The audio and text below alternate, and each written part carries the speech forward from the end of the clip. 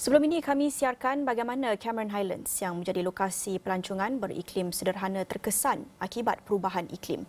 Ini pula keterangan Pegawai Daerah Cameron Highlands, Syed Ahmad Khairul Anwar Al-Yahya Syed Abdul Rahman mengenai isu ini.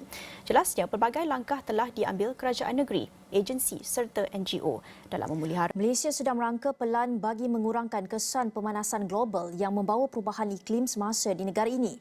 Menurut Menteri Alam Sekitar dan Air Datuk Seri Tuan Ibrahim Tuan Man, walaupun Malaysia tidak mempunyai satu Kerajaan Negeri Sembilan sentiasa komited memastikan penggunaan teknologi hijau dimanfaatkan dalam semua bidang, terutama melibatkan penggunaan tenaga elektrik di premis kerajaan. Menurut Menteri Besar Datuk Seri Aminuddin Harun, agensi kerajaan dan swasta seharusnya mengambil peluang menggalakkan penggunaan teknologi tersebut bagi mengurangkan kesan pemanasan global. Satu kelab pasukan Ranger Perubahan Iklim Malaysia digerakkan bermatlamat meningkatkan kesedaran mengenai kesan pemanasan global dan perubahan iklim di negara ini.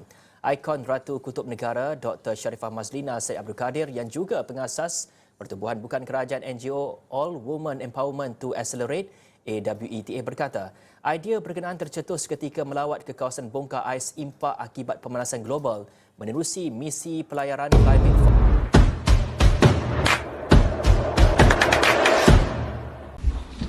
Assalamualaikum dan salam Malaysia Madani. Kami daripada Kumpulan 3 ingin menceritakan tentang cuaca panas apa perlu kita buat. Pokok ni dah besar lah. Kenapa pihak sekolah tak tebang je pokok ni? Jangan hawa. Kenapa Kak Lisa? Antara punca yang menyebabkan cuaca panas seperti penebangan pokok yang berleluasa.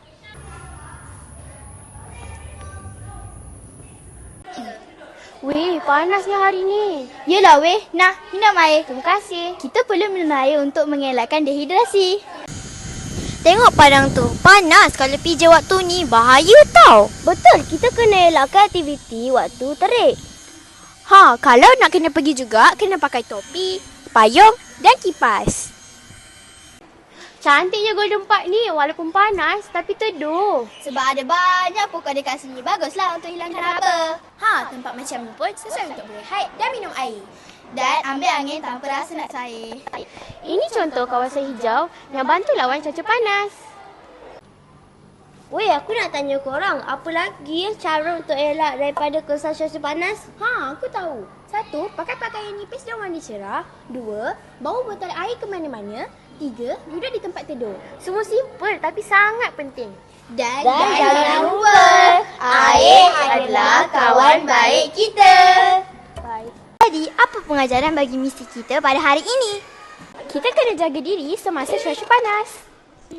Dan cari tempat sejuk bila perlu. Antara langkah untuk menangani cuaca panas ialah minum air, duduk di tempat yang redup dan selalu memakai pakaian sesuai. Yang paling penting, kita kekal sejuk walaupun cuaca panas.